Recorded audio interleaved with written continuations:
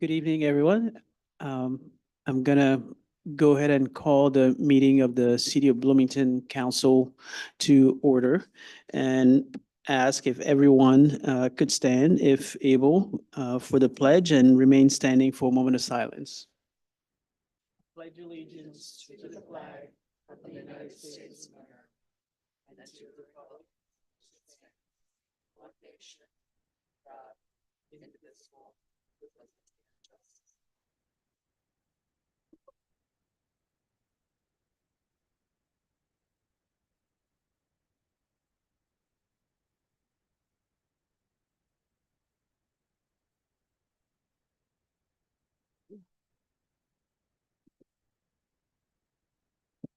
Okay, Madam Clerk, could you please call the roll? Councilmember Kearns here. Councilmember Bolin. Here. Councilmember Dannenberger. Here. Here. Councilmember There's two of them. Here. There's going two on? Denver's. Let's see, you're throwing me off tonight. Councilmember Ward.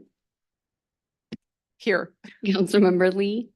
Here. Councilmember Crumpler. Here. Mayor Millawampe. Here. Next on the agenda, we're gonna do recognitions of appointments. Madam Clerk? All right, recognizing appointments to the Bloomington Housing Authority, Tim Brock, Orman Jones. To the Library Board of Trustees, Ashley Singh. To the Zoning Board of Appeals, John Poling and Matt Steinkenig. Okay, awesome. Now moving on to public comment. Madam Clerk, do we have public comment tonight? We do. First off, we received emailed public comment from 3 residents, Peggy Keelan, Alex Gerard, Catherine Gossard, and Noah Tang. Those have been provided to council ahead of the meeting. And then after you read your statement, we have 3 to speak. We'll start with Marty Seigel and then Don Dannenbring to follow. Okay, sounds good. Public comment is an opportunity for speakers to provide their views and feedback to the city council. It is also an opportunity for the city council to listen and hear diverse points of view. To maximize the impact of public comment and show respect for the expression of all views, speakers should maintain civility and focus on city issues. Speakers must identify themselves for the record, but are not required to give their address. Each speaker is given the floor for 3 minutes, and the council does not respond and engage in debate. Any speaker that engages in threatening or disorderly behavior will be deemed out of order and their time ceased. So if I do stop you at 3:01, it's not because I'm trying to be rude or anything. So just want to let you know. So who do we have first? First up, Marty Seigel.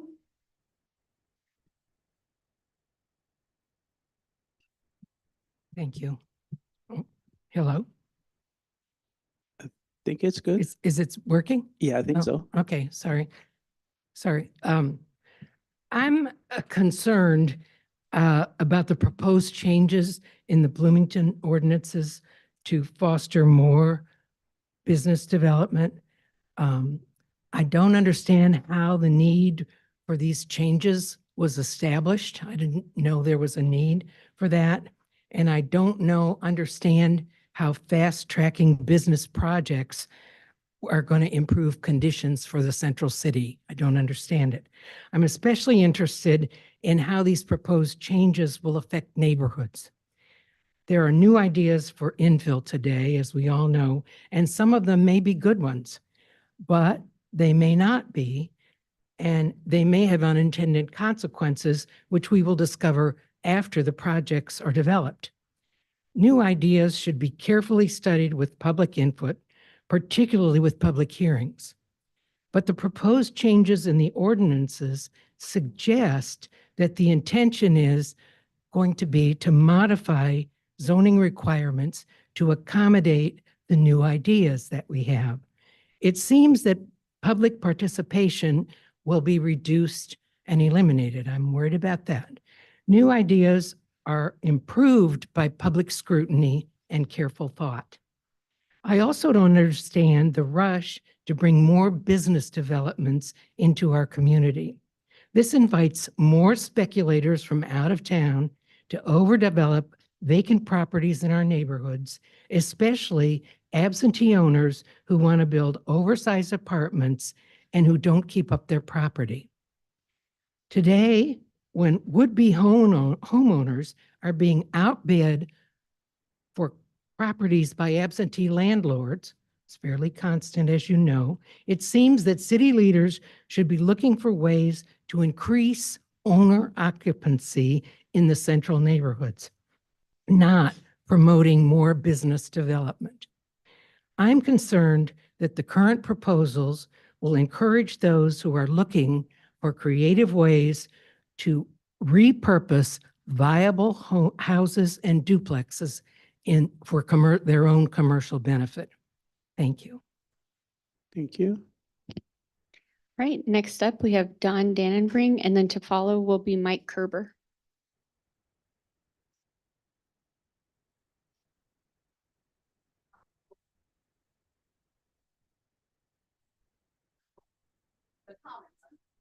Sure. Do you want a copy of that, Leslie?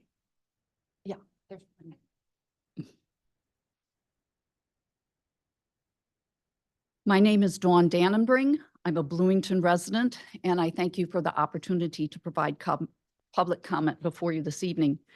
I moved to Bloomington as a young adult in 1986 and have lived here ever since. My husband and I raised our kids here, and we will retire here. This is home. I'm here tonight to ask you to pass a resolution asking the state of Illinois to ban CO2 drilling through and storage under the Mahomet Aquifer. Last month, the McLean County Board voted unanimously to pass a resolution to this effect. Ford County has also passed it, and the two state elected officials representing Champaign County are sponsoring the legislation. Tomorrow, during a veto session of the Illinois General Assembly, there will be a hearing on this bill. It amends the Environmental Protection Act, provides that no person shall conduct a carbon sequestration activity within a sequestration facility that overlies, underlies, or passes through a sole source aquifer, and it defines a sole source aquifer. It would be effective immediately. As of noon today, there were 556 proponents of the legislation and 10 opponents. That may make it seem like it's a slam dunk, but you should know that if the bill comes out of the Senate hearing, it will go immediately to the floor for a vote. This legislation would be useless if it is watered down by amendments on the floor. So we are asking you to ask the General Assembly to pass the bill as introduced. It is impossible for me to litigate carbon capture and storage in a 3-minute public comment period, but I will say this.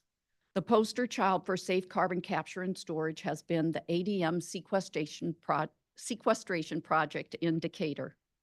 When a regulatory bill was working its way through the Illinois General Assembly in the spring, ADM was touting the safety of carbon capture and storage.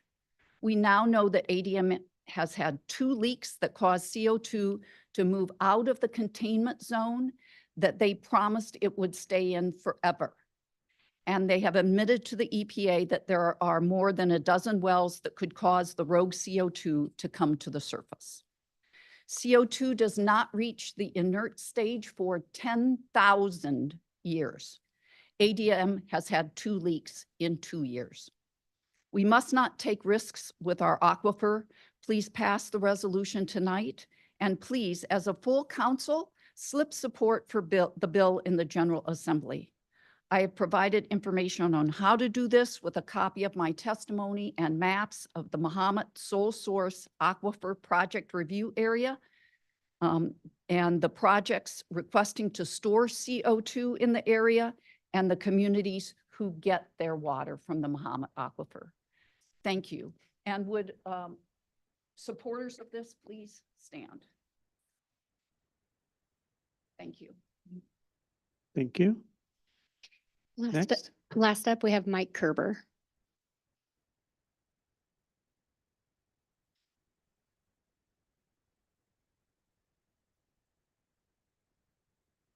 Mike Kerber, I lived in this area for 30 years. And of all the places I've lived around the country, which has been about 8 of them, this is the finest quality of life I've ever had anywhere. Dawn already said everything pretty much that I'm thinking about. But I'm very familiar with that Decatur company. And, you know, they're only doing it for the money. They could care less about the environment. And if it leaks, they're not going to tell the government until the government catches them. And there's a company to our east that wants to do this. And they would have the same outlook, like, let's just do it for the money. Who cares about the environment? And if we get to pumping the CO2 near our groundwater and it starts working into our groundwater, our grandkids are thinking, what in the heck were they doing? Why didn't they stop it? So thank you for doing this. Okay, thank you. There's no further public comment. Okay, I think the next step on the agenda is the consent agenda, because we don't have any public hearings.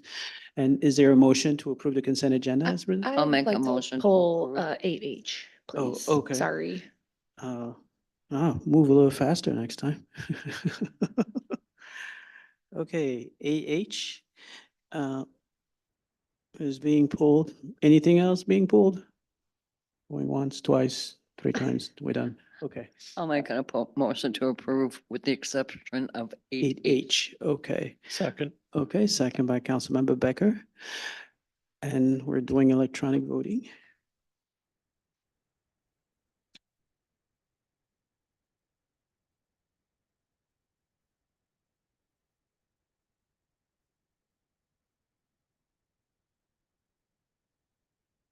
Okay, the consent agenda passes with the exception of 8H and no nays to announce. And now we're gonna move to item 8H. Councilmember Kearns? Yes, thank you. I just wanted to pull this item off the consent agenda, given the way that we have responded to recent community events with the pop-up parties and Normal going through their process of considering changes that they want to make. And so I think that this seems like it might mirror that or in response to that. And so I just would like the city to just kind of take a moment, explain it to the community and make sure that to explain the reason why this is coming on the agenda right now. Jeff? Thank you, Councilmember Kearns, and that's a great point. This ordinance actually is not in relation to pop-up parties. This is something that we've had complaints from various downtown businesses, other people within the community, and is a current loophole in our noise ordinance. And I'll ask our corporate counsel to correct me if I'm wrong on any of this. But essentially, our current noise ordinance applies to private property and the decibel level on private property. This will also make it applicable to public property. So for example, we've had situations in our downtown where somebody may be engaging in a loud noise on a street corner. And in our downtown, we not only have bars, but we also have apartments and a lot of people who live downtown. So this will apply. So if somebody's engaging in a loud activity on a sidewalk or on the street and it's exceeding the decibel level, they will also be subject to these violations and these code restrictions. There are several exceptions that we're not adding that were already in there. So for example, if you're in a park property and it's a reasonable noise that you would expect in a park, it's not going to be a violation of this ordinance. So this is truly to expand the current noise ordinance to private property as well as public property. And Corporation Counsel, did I miss anything there? I would just add that this is a clarification. Arguably, under our current ordinance, it could apply to public property, but it's not as clear as it should be. We have a stated purpose that I think clearly states the intention for it to apply to all noises over 70 decibels that aren't permitted. This language makes clear that that includes not just property owned by or occupied or controlled by, but also that it doesn't have to just be, what does control mean? When you're standing in a public space, do you have control over that space? You might argue that you do. It's not as clear as it could be. This language will make clear that whether that noise emanates from public property or private property, if it's over 70 decibels and it doesn't meet one of the exceptions, or if they're, they don't have a permit, then it would be prohibited. Thank you. Okay. I have uh, a question. Oh, sure. I'm curious about the exemption for outdoor gatherings with permits. And I'm trying to get my head around what 70 decibels is. The reason I ask this is because as much as I love going to outdoor concerts and such, I have had complaints from neighbors, and I live near Division Street. So it's quite a ways from downtown. But I have had complaints raised by neighbors at times from outdoor concerts being held downtown. And I'm curious what the 70 decibels level sounds like, and what the thinking is about not making this apply to gatherings with permits. And the clerk and or our attorney might have some other response to this as well. That's certainly something we could look at. We have not, staff, I don't think has received specific complaints on that. A lot of times what we'll try and do, I think, with some of the downtown concerts and other events is it'll try to be within a reasonable hour. And I did look up what comparables are to the 70 decibels, but I can't remember off the top of my head what those comparables to. It's not real. I don't even want to try and guess at what a comparable is, but that's certainly something we could look at. That's a current exemption. The only thing we're doing with this ordinance is clarifying, as Mr. Spano said, that it applies to public property as well. I move that we approve agenda item 8H. Okay. Is it second by Councilmember Dannenberger? Okay. And we could vote.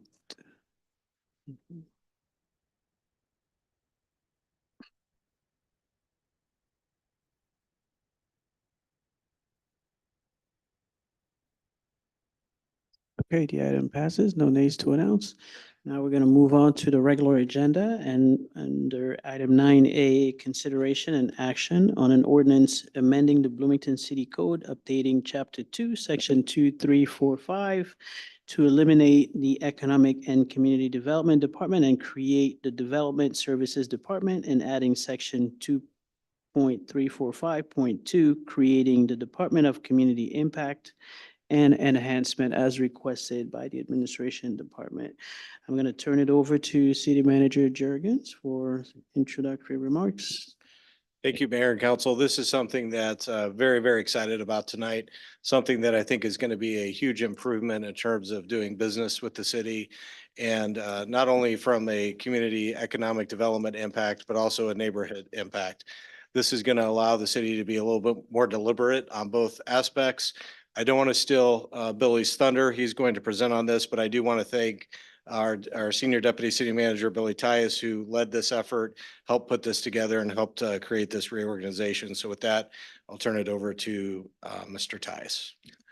Thank you, sir. Mayor and council members, we are truly excited about this and what we believe it's going to mean for this community.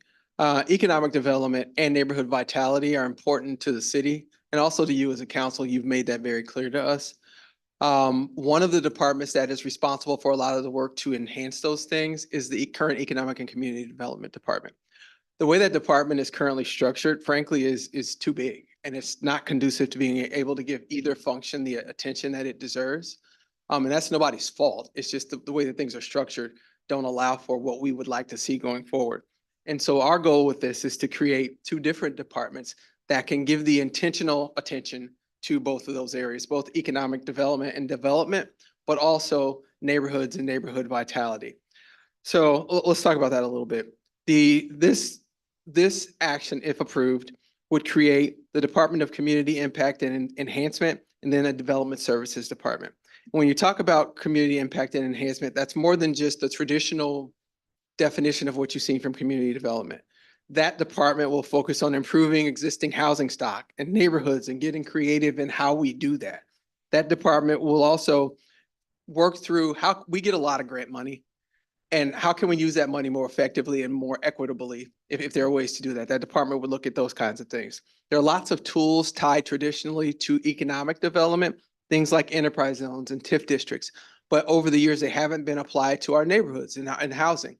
This department will look at how we can use those tools to improve our existing neighborhoods.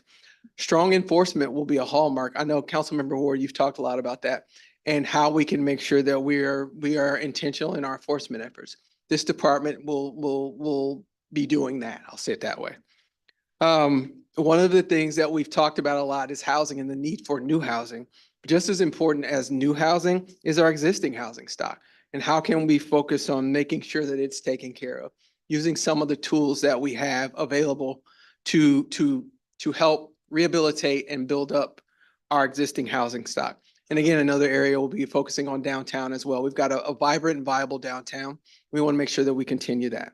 All of that would be under community impact and enhancement. Again, we'd be giving more focus to the neighborhoods and the neighborhoods. Switch gears to the Development Services Department. That will handle all things building and economic development related, to include economic development, planning, zoning, permitting, building safety, and inspections and plan review.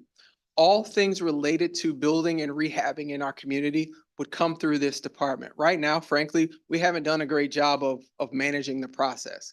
Right now, you have some developers who will call our engineering department. In other cases, they'll call economic development.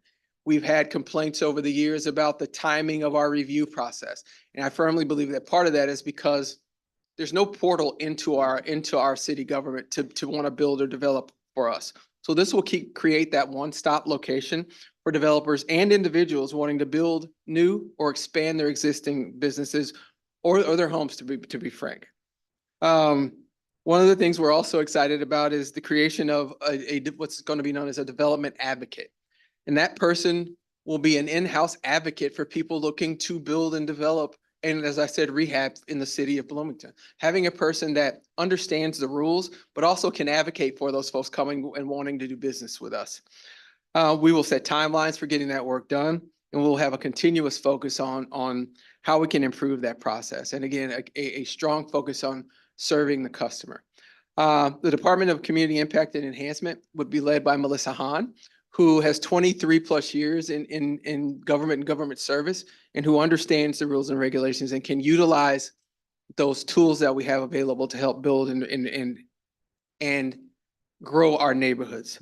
And on the development services side, that department will be led by Kelly Pfeiffer, who is a current Assistant Director of Economic and Community Development, who has an extensive history in doing similar work in Muhammad and in other areas. The development advocate position would be held by Samantha Malat, who I think a lot of you perhaps know. And we had a lot of conversations with her and about how her skills can be utilized, again, to advocate for folks looking to do work with us and making sure that the lines of communication remain open back and forth. A lot of times we've heard from folks who say, I submitted a plan or I had a question and, it's been 3 weeks and I haven't heard from anyone. I firmly believe a lot of that has to do with how that department is structured. And finally, Ellen Robertson will be the economic development manager. And again, Ellen, and I told her this, Ellen is one of the smartest people I've ever met. Like she knows economic development like the back of her hand. She knows the ins and outs of it. She knows the tools that are available. We're going to better utilize her skill set in terms of recruiting business to our community, recruiting organizations to our community, actively going out and helping us to position the city of Bloomington as a destination for private investment. So again, we're excited about it. The last step is for tonight to actually create these departments. So be glad to answer any questions if I can. Okay, sounds good. Thank you very much. I see Councilmember Ward already has a question. Councilmember Boland, Councilmember Kearns.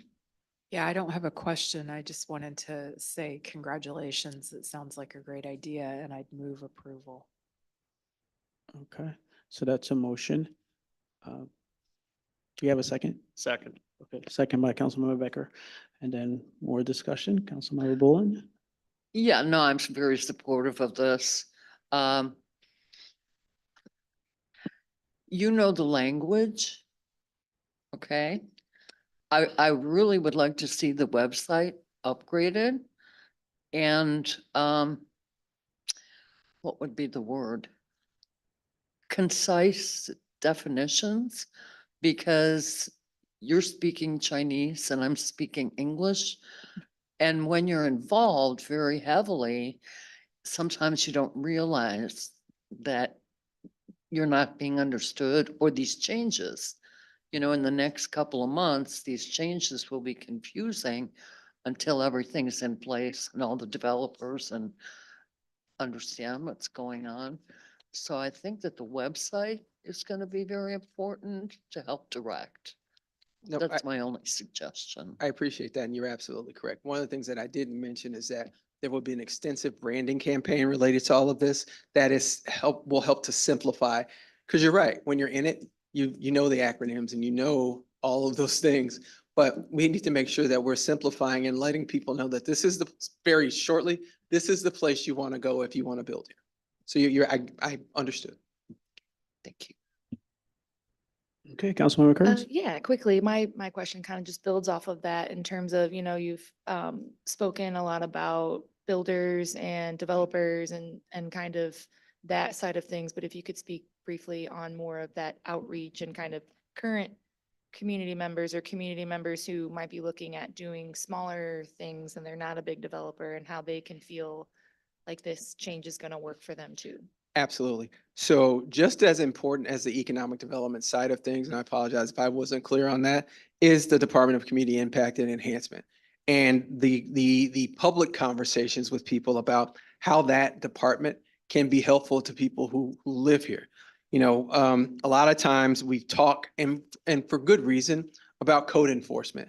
But what about the fact that as we're enforcing codes, also making sure that people understand that we have money available to do housing rehab, making sure that they understand what tools are available in order to help them fix their homes. Because a lot of people frankly don't have the resources to go out and put in windows or to put on a new roof.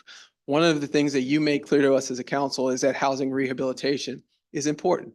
So developing a robust, healthy housing rehab program with the resources we have.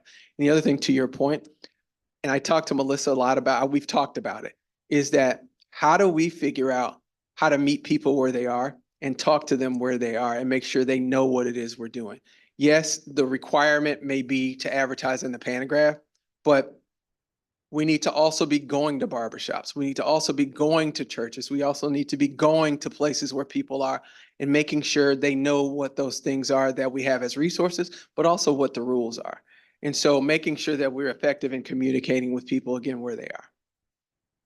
Thank you. I really appreciate that. And I know that there's other departments in the city, like the police department and their community engagement. So I think that this fits in very nicely with the culture that I think the city of Bloomington is trying to push. So I really appreciate that. Thank you. Yeah. I have a quick question for you. Billy, could you address, I know there was a comment made earlier about, worry about zoning and how this could affect, the look and feel of neighborhoods, but without having, the significant input, that we currently have robust input. And I know my understanding is that, nothing there changes, things will still come just like we have now, Absolutely. zoning board of appeals, planning commission, and hearings will also happen. This is just a way of making maybe those departments, those new departments more nimble and efficient and effective. You Correct? said it perfectly. None of those rules or those requirements will change, commission meetings, et cetera, et cetera. The thing this does is actually gives an opportunity for more input, I believe. And it gives an opportunity for more attention to our neighborhoods and what things look like and what they should feel like, not less. So again, just as important as the development side is the community impact side as well. And again, we know that we need to do more to solicit input. And to Councilmember Kern's question, how do we do that more effectively? We can't assume that people go to the venues that we go. We got to make sure that we're going where they are as well. To the question about zoning, nothing in tonight's action impacts zoning. However, as we look at continuously improving. If there are rules that are problematic in terms of being a hindrance or a hurdle, we will have conversations about those, but not without public input into what those changes would be.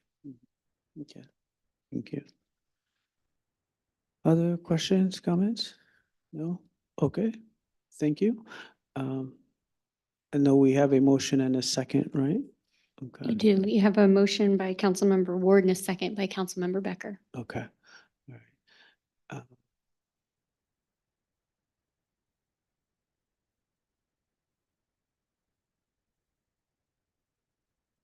Okay, the item passes. No nays to announce. Now we're gonna move on to item 9B, consideration and action on a resolution of the city of Bloomington in support of state action to protect the Muhammad Aquifer as requested by city council. And I am going to turn it over to Councilmember Dannenberger to speak briefly on this. No, we're going to you right away. Straight to me? Yes, straight to Okay. you. I was hoping it would go to City Manager Jurgens as Uh-huh. well, but thank you, Mayor, Yeah, and thank you, City Manager Jurgens. I'd also like to thank city staff for taking my draft resolution and shepherding it through the process in such a expedited fashion. You made a draft resolution a lot stronger. The wording is a lot better, and I really appreciate the help. And look, when I wrote my draft resolution, I had no idea I would end up having to speak after Dawn Dannenbring and Mike Kerber, both who are extremely hard, difficult acts to follow, but I'm going to do my best on this topic. Look, by approving this resolution, our city is standing in solidarity with municipalities in DeWitt County, Champaign County, and our very own McLean County, which unanimously passed a very similar resolution in their last meeting last week. It also shows that we are dedicated to protecting our residents' drinking water, protecting our residents' property values and land rights, and protecting their tax money from projects that will eventually harm them. This is also a resolution that is forward-thinking enough to protect future generations, future Illinoisans, and future 309ers. I'll keep my comments brief, but we'll hit on 3 issues just for the benefit for our collective education and awareness, as well as encourage our citizens to follow the Illinois General Assembly vote that is happening tomorrow. First, the protection of clean, potable drinking water. The Muhammad Aquifer provides drinking water to over 1 million people in central Illinois and is the largest aquifer in the state. Currently, Bloomington has 2 wells in the Muhammad Aquifer to supplement its current water supply, while the town of Normal sources all of its drinking water from the aquifer. 3 corporations, ADM is being one of them, have proposed multiple CO2 sequestration wells that would drill and store in the Muhammad sole source aquifer. And these projects involve over 10 wells. Some say 8, some say 12, one said 15, so let's go with 10. And they would also involve over 255 metric megatons of CO2. When people use the term megaton, they're talking about nuclear warheads. All of this sounds like something out of an apocalyptic sci-fi film. But unfortunately for them, for the corporations, and unfortunately for us, municipalities are coming together and doing the right thing and protecting this area. Second, why is CO2 such a threat? Scientific studies have shown that CO2 pumped underground does not stay put. It cannot be contained. ADM has had 2 accidents in the last couple of years, and they haven't been, how should we say, exactly transparent about those 2 leaks. The EPA issued a consent order to ADM with corrective actions for migration of the CO2 plume outside of its intended and planned confinement zone. In real talk, this means that ADM not only was unable to prevent the leaks themselves, but was also unable to accurately predict where the underground CO2 would even go. That's capital B bad news. Here's why. The sequestered CO2 would not even reach an inert state for 10,000 years, and contaminants released in aquifers can't be cleaned up. Finally, CCS, that's carbon capture and storage, is propped up by residents' tax dollars. CCS only goes where massive transfers of public taxpayer money goes to for-profit corporations. Over $1 billion in taxpayer money has already been wasted on the failed Future Gen and other projects in Illinois alone. On top of that, private insurers are not willing to cover property with CCS, pipelines, or storage because of the unpredictable duration of long tail risks and other uncertainties in loss prediction from materials and tech to offsite operation systems. So with this resolution, we are joining other towns, cities, and counties calling on the Illinois General Assembly to pass SB 3968 and protect the Mahomet Aquifer. Thanks. So is that a motion? That's a motion, sir, Okay. Mayor. I'll second. Okay, second by Councilmember Ward. Other comments, questions? Councilmember Boland? I'm gonna give you a hard time. No, Please give me a hard time, Donna. no. Us, the Paul Blue Demons deserve it. Let's go. No. I support this. I'm not gonna give you a hard time. Yeah, there's a lot of scientific facts behind why CO2 cannot be contained in a pipe like that because it has to do with temperature. CO2 is normally a gas and all that. But the best way to sequester CO2 is to plant trees or grass instead of covering our neighborhoods with concrete. And this goes on to mandated parking requirements. If we reduced or eliminated mandated parking requirements, we could plant more trees. We should incentivize developers to plant more trees. So I support this. We need to sequester CO2, and trees are a natural, non-toxic way to do that. So I'll be off my soapbox now. Okay, well, thank you. I see the folks from Parks and Rec who are just smiling from ear to ear. Awesome. Well, thank you. Appreciate it. Well, and thank you, Councilmember Dannenberger, for your leadership on this issue. Very much appreciated. So I think we're ready to vote. And you can clap, it's okay. There you go. Those are all for you. Like I say, well, while we're still talking about it, I guess to say this issue, we've known about this issue, right? We've been following its development both in certain counties, neighboring counties in the state. But it was neighbors in Ward 4 that actually got together, called a meeting, sat around a table and compared notes as to like what's actually going on. So all credit goes to the people in Founder's Grove, Ward 4, Bloomington, Illinois. Okay, awesome. Thank you. And it looks like it passed, right? No nays to announce? Okay, awesome. Thank you. And now we're gonna move on to city manager's discussion, which is also riveting, so don't leave yet. Jeez. Wow. Just before we move on, I was just gonna add, our water director, Ed Andrews, is here tonight. One of the things he shared this morning was that for the first time in 20 years, the 2024 State of the Water Industry Report identified watershed and source water protection as the top concern for the water sector. So thought that was worthy of bringing forward as well. That also goes to, there are a lot of different groups out there working on this and fighting for this. So I wanted to share that with the council as well. And I know this is something that our water department, our water director is always keeping an eye on as well. So I appreciate all of his work in that regard as well. Go on to the next slide. Wanted to start tonight talking a little bit about the arena. The arena had a great article about upping its food game in the Panagraph last week. And if you've been to any events at the arena, you can tell that they've got some improved food options. And I always enjoy seeing our arena staff, and the guys and the ladies are asking me, is the food good? Did you like this? Did you like that? And so they're really trying to improve the experience at the arena. And on that, wanted to share as we talk about continuous improvement and process improvement in the city, really a success story. The lines to get into events at the arena are known for being just awful. A lot of times they will go all the way around the building and it takes people forever to get in. And I talked recently about a training that we had on continuous improvement a couple of weeks ago.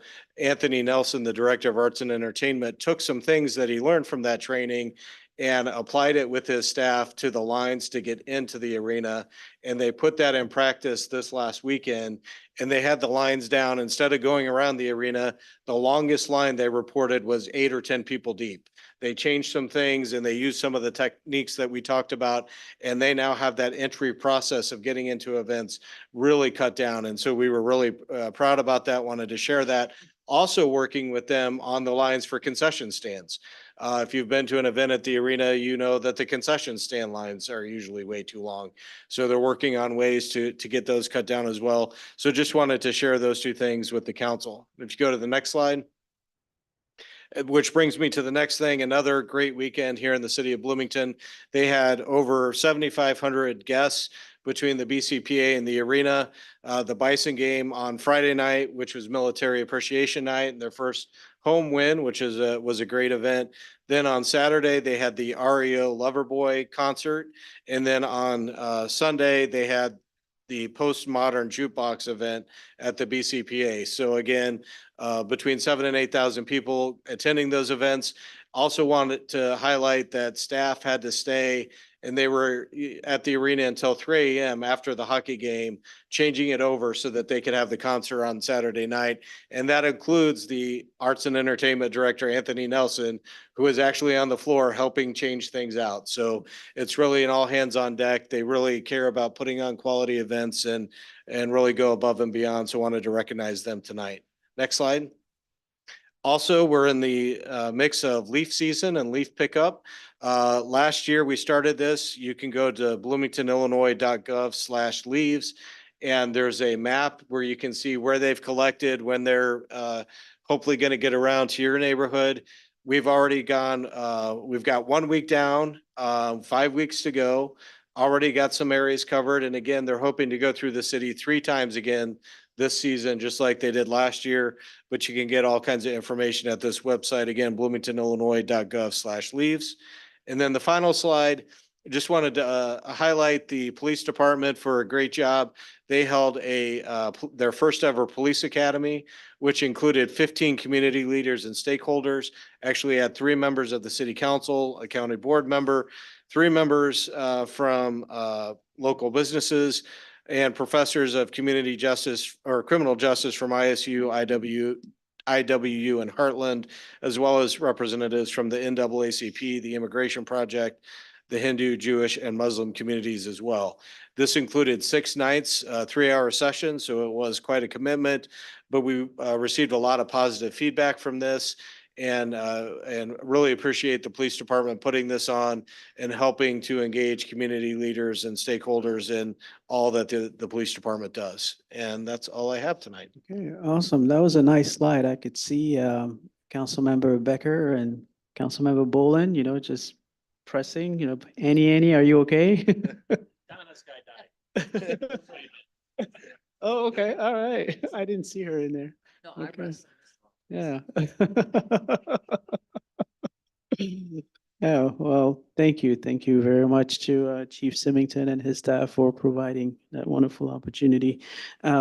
Just one really brief thing, I know in the interest of time, on Monday, so yesterday, I attended the ceremony for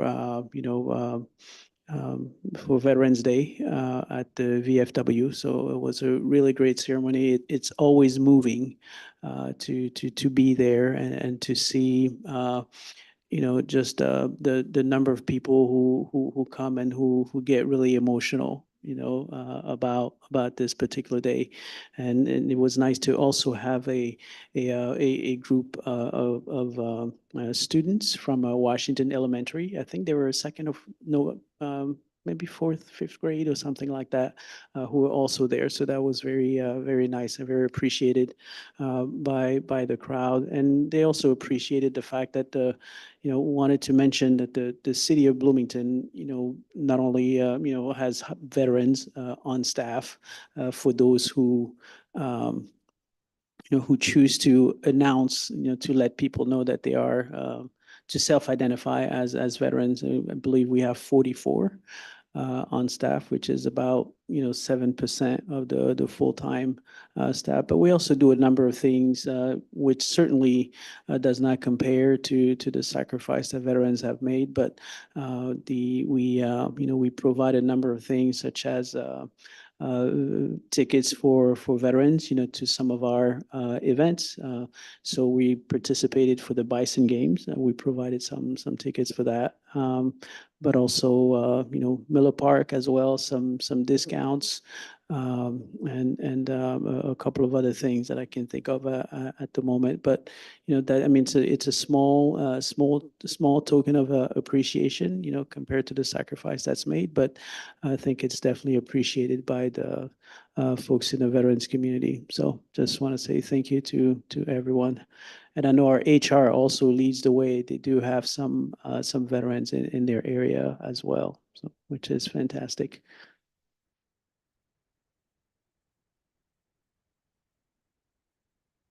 Okay. Oh, okay. I thought you wanted to say something. Okay, all right. Awesome. We're having a great time. Let's see. Okay, so we're gonna move on to council members. Councilmember Becker. So I wanted to follow up on the BPD Academy. Was a really worthwhile experience. Learned a ton. What was important to me, or what was really, I've known a lot of policemen. I've had good interactions with them my whole life, and I felt like I knew a lot. I knew nothing. And I say that in relation to things like a traffic stop and what's visible to the officer as they're coming up from either side of the car. We did simulations with us in the car as the driver or the passenger. We did simulations with us with the officers, and you really get a different perspective of the tension that they have to deal with. We did a simulation where, we strapped on the taser, the gun, and the pepper spray, and had to simulate, use the training tools to determine how we would react in a situation. Very, very eye-opening as to what our officers deal with and what they have to experience and what they can't know, the reactions and everything. So it was really eye-opening. The last thing that I will say is, and this was given to us by one of the officers in a non-defensive way, but he described a situation where we all know what happens when, say, a body cam video gets released on the internet. Immediately people rush to judgment. And he shared a story with us where there was a body cam and it showed an officer all of a sudden punch a person, throw them on the ground, throw them in the cuffs, and you didn't see anything about what the other participant had done. It looked horrible. Then they said when they compared that with the dash cam of the car watching, you could see outside of the picture, the criminal had a butcher knife coming at the officer before he hit it. So just be careful to not judge until you have all the facts and the information. I think we learned a lot about the perspectives and the stresses and strains that they go through, and how it's very hard to have any idea what they're dealing with. So I just caution everybody to really realize that at this point, they've earned enough trust that they deserve the benefit of the doubt, and let's make sure we respond by dealing with all of the information versus jumping to conclusions. So thanks, Chief. Your guys did a great job. Yeah, well, thank you. I hope this is the first of many academy trainings. How many participants can you take altogether? Like 15? 15, okay, all right. Well, hopefully we can increase that to 300 per session. Councilmember Kearns?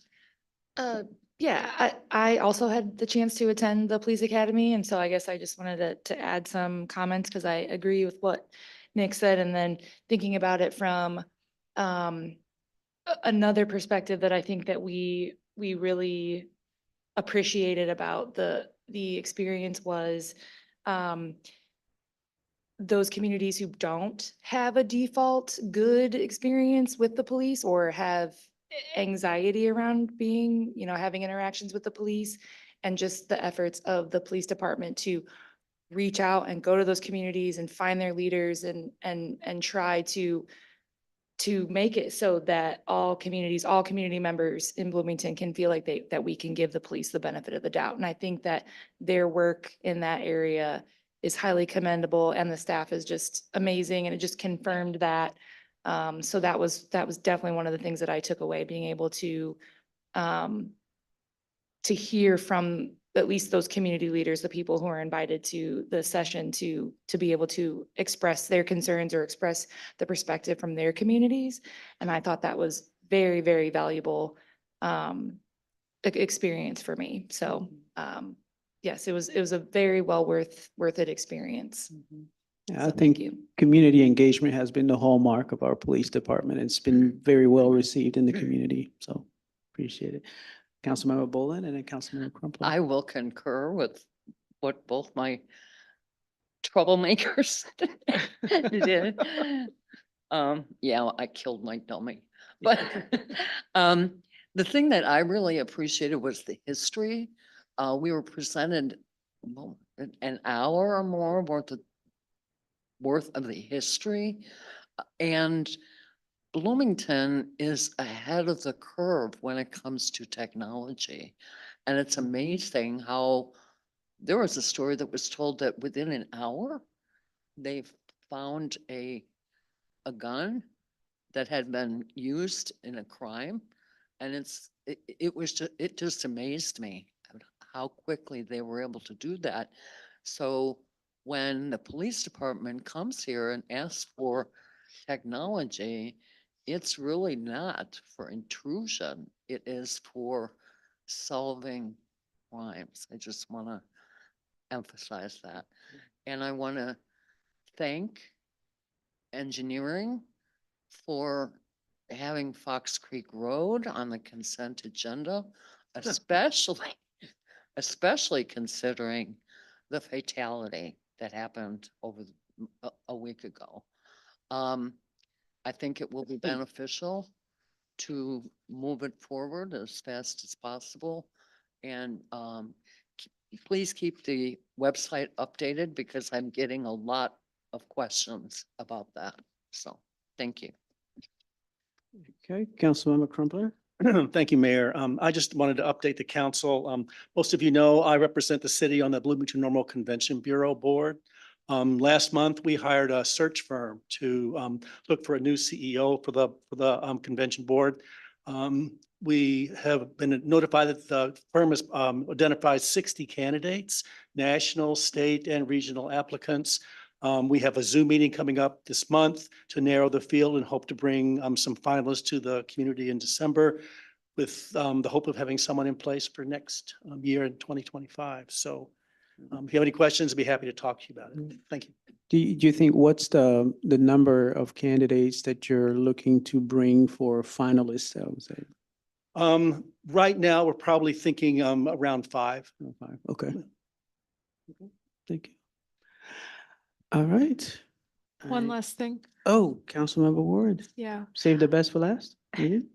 I want to offer my congratulations to Coach Norm Esch from Illinois Wesleyan University. He's the football coach at IWU and is as far as I know, the longest serving, I heard this on GLT today, so I hope I'm getting it right, the longest serving football coach in history across the board of any football team continuously currently serving.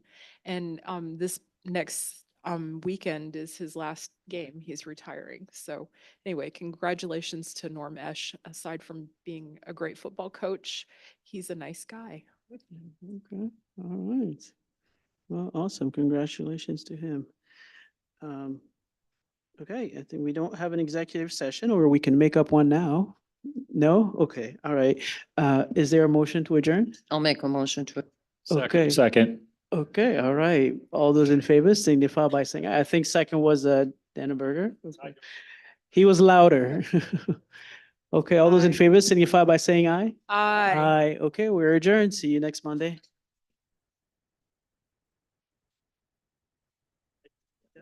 I agree. More trees.